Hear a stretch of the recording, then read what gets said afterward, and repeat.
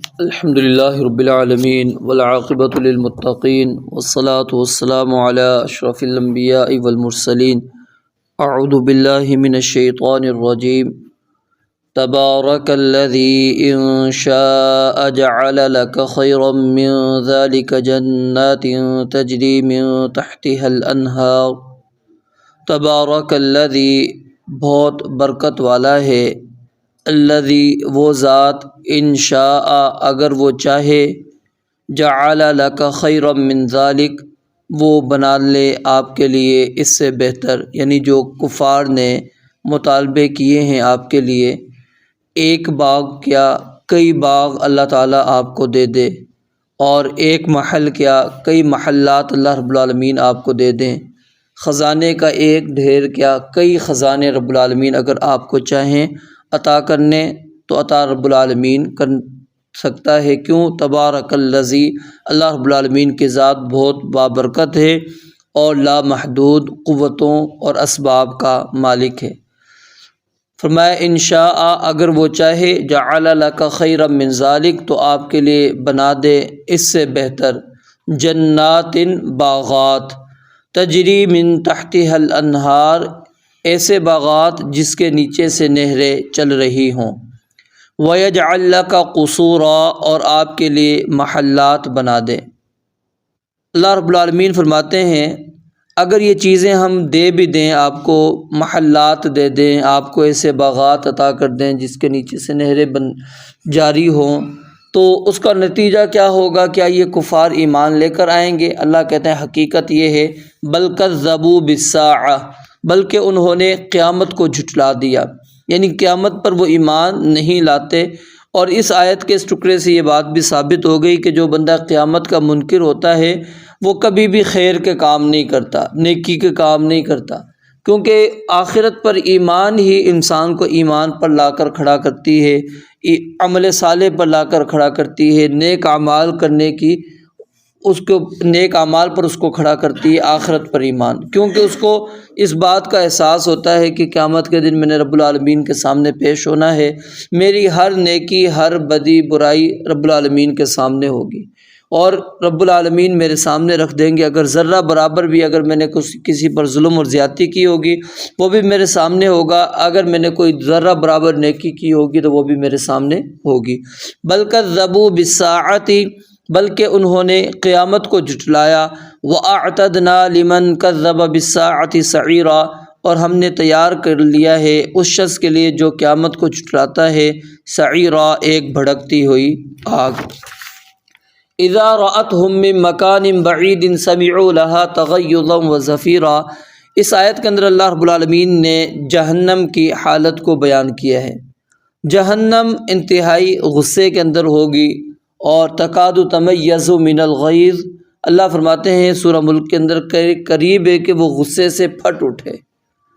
کلما القی فیہا فوج سألہم خزنتها الم یأتکم نذیر قالوا بلی قد جاءنا نذیر فکذبنا وقلنا ما نزل اللہ من شیء۔ تو کچھ لوگ جو ہے وہ انکار کر دیتے ہیں اس چیز کا کہ جہنم کیسے گفتگو کرے گی، جہنم کیسے غصہ کرے گی، جہنم کیسے دیکھے گی۔ جب انسان، یاد رکھیں ہم اس زبان کے اوپر ایمان لے کر آ گئے ہیں کہ یہ زبان گوشت کا ٹکڑا ہے، اور اللہ رب العالمین نے اس میں بولنے کی صلاحیت رکھ دی ہے، اس زبان کے ٹکڑے کی وجہ سے ہم گفتگو کر رہے ہیں، تو کیا وہی رب العالمین جسم کے دیگر اعضاء کے اندر یہ صلاحیت نہیں پیدا کر سکتی؟ یا وہی ذات دوسری چیزوں کے اندر یہ طاقت اور قوت نہیں پیدا کر سکتی کہ وہ گفتگو کر سکیں، وہ دیکھ سکیں؟ صحیح احادیث کے اندر جہنم کا دیکھنا، جہنم کا گفتگو کرنا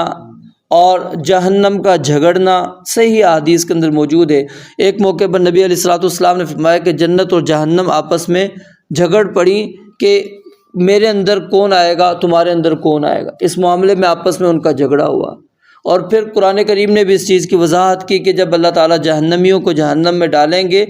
تو جہنم سے کہا جائے گا یوم نقول لجہنم حل امتلأت، کیا تم بھر گئی ہو؟ وہ کہے گی حل من مزید، کیا اللہ اور بھی ہے، میں رکھ سکتی ہوں، جتنے انسان سرکش ہیں نافرمان ہیں ڈال دو میرے اندر۔ تو پھر اس وقت اللہ رب العالمین اپنے قدم کو جہنم پر رکھیں گے اور پھر وہ کہے گی قط قط، یعنی بس اب میرے اندر اور گنجائش نہیں ہے۔ اور اسی طرح نبی علیہ الصلوۃ والسلام نے فرمایا کہ جہنم نے اپنی گرمی کی شکایت کی اللہ رب العالمین سے کہ آگ مسلسل جل جل کے بھڑک بھڑک ہو کے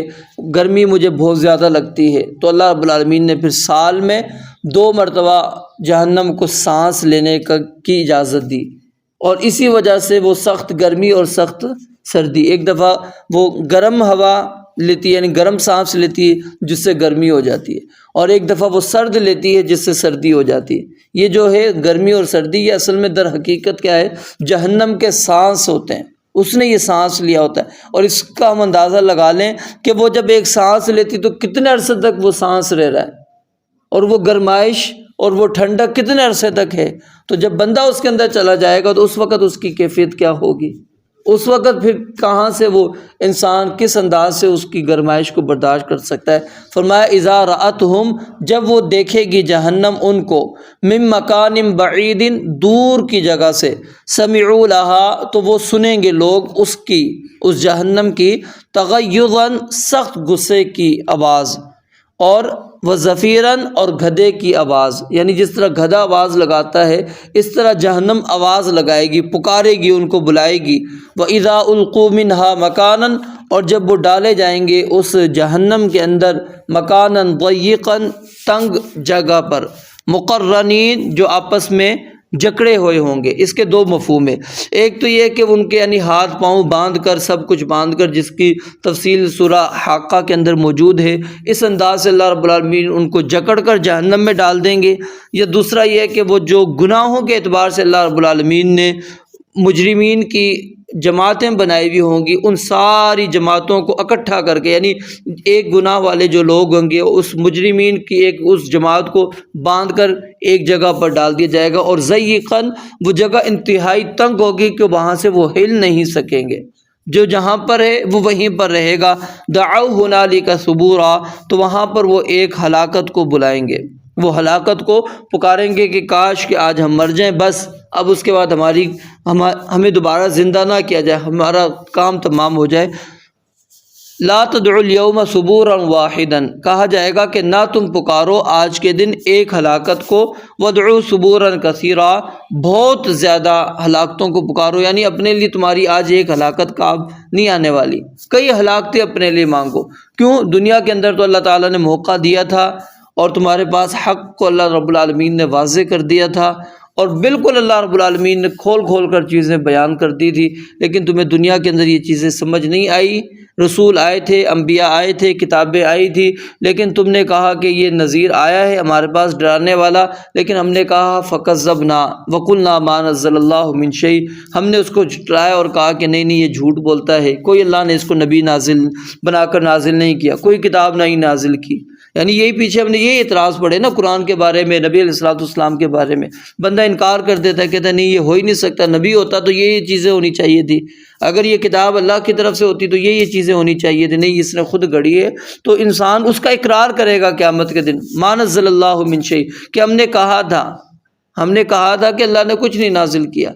اللہ رب العالمین پھر اس کو جہنم کے اندر ڈال دیں گے۔ تو اس وقت کے اقرار کرنے سے بہتر ہے بندہ اس دنیا کے اندر اللہ رب العالمین سے توفیق بھی مانگے، اللہ رب العالمین سے ہدایت کا سوال بھی کرے، اور ساتھ میں اپنی محنت بھی کرے انسان حق کو تلاش کرنے کے لیے، کہ حق کو وہ تلاش کرے، حق کو دیکھے کہ اللہ رب العالمین نے قرآن کے اندر، حدیث کے اندر ہمارے سامنے واضح کر کے بیان کر دیا ہے، اور کم از کم ایک چیز یاد رکھیں، شرک سے اپنے آپ کو بچا لیں،